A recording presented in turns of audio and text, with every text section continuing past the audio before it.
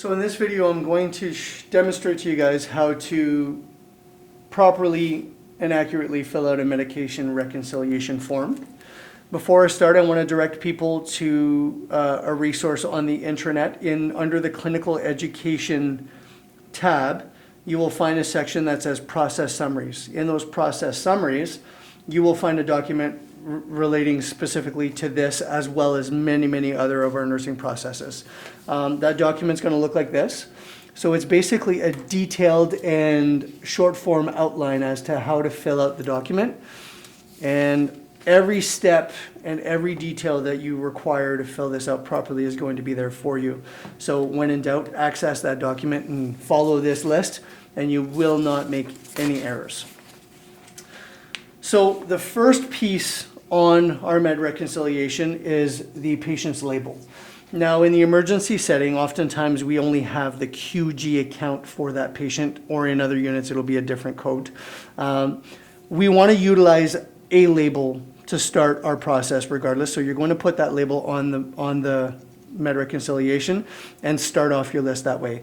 However, as a note, once your patient has been registered and admitted to the hospital officially on Meditech, you're going to want to relabel this same paper over the existing label with the label with the correct QH account for that patient's admission.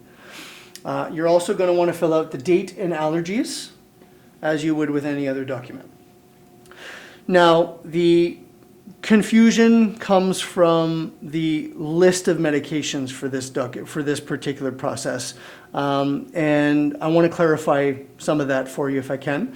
So some of the sources that you're going to find for medications are going to vary in reliability. The most reliable and one that is not an option is going to be a list from the pharmacy directly.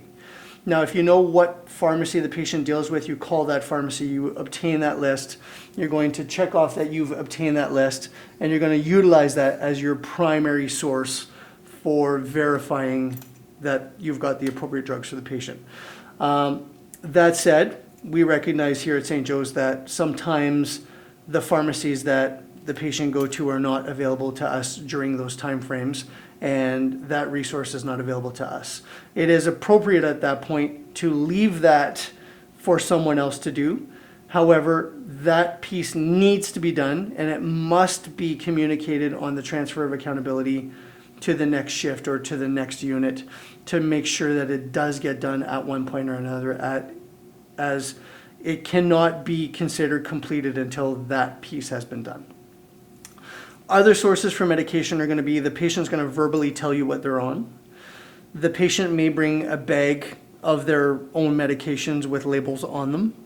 A patient may bring a device with drugs in them that aren't labeled, but the patient may be able to identify those drugs for you. The patient may have a list or a receipt from the pharmacy itself that is printed out for them.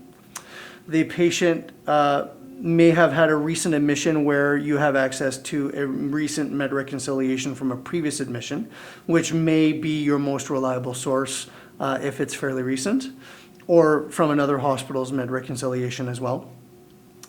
The patient's family may also have very good knowledge of that medication list.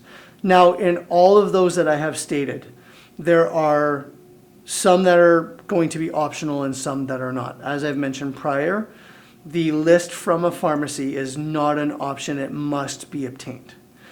The other source that is not an option, you must verify with your patient whether or not the medication list that you have written on this piece of paper is accurate. And it's very important to go through it with them, including the doses and timeframes, to make sure that they agree that those medications are there. And it's important to ask them if we've missed anything or if something in that list has been changed or recently adjusted. If the patient is not a reliable source or is incapable of answering the question, it is still very important that we document that we at least made the attempt to contact that patient.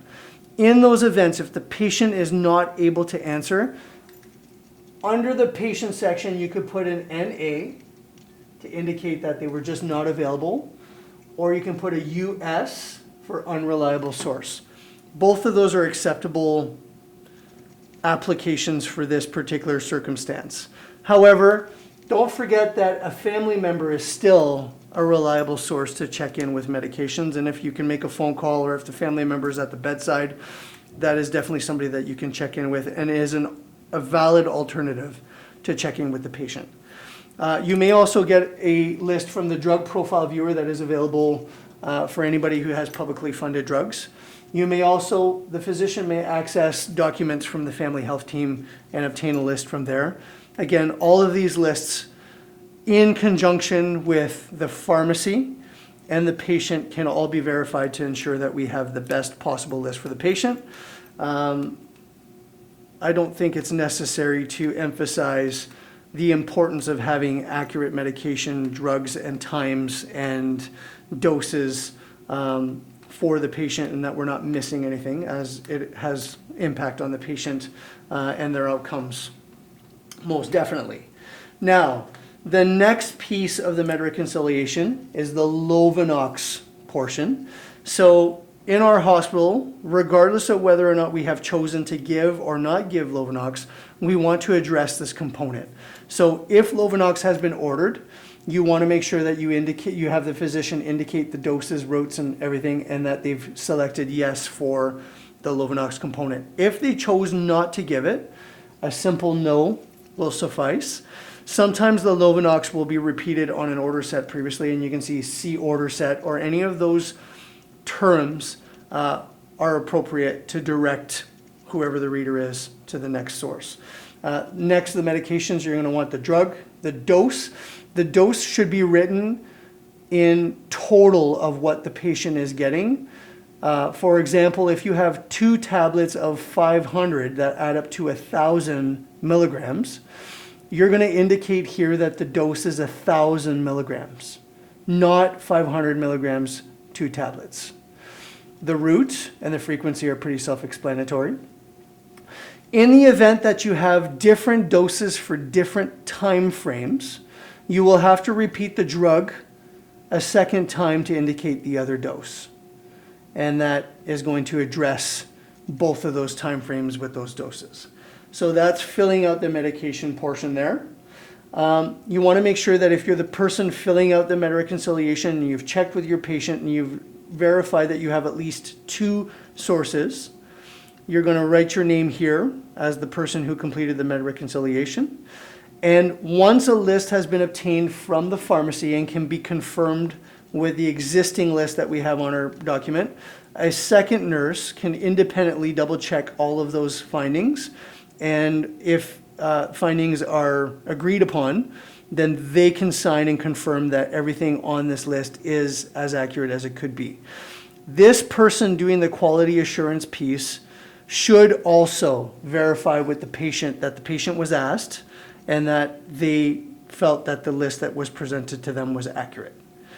Once that portion has been done, the physician can then sign off on it, and we're going to want to make sure that we process this sheet appropriately by faxing it or scanning it to the pharmacy resource that we are utilizing. And then on discharge, the physician will proceed to do the discharge portion of that. And that concludes the med reconciliation video.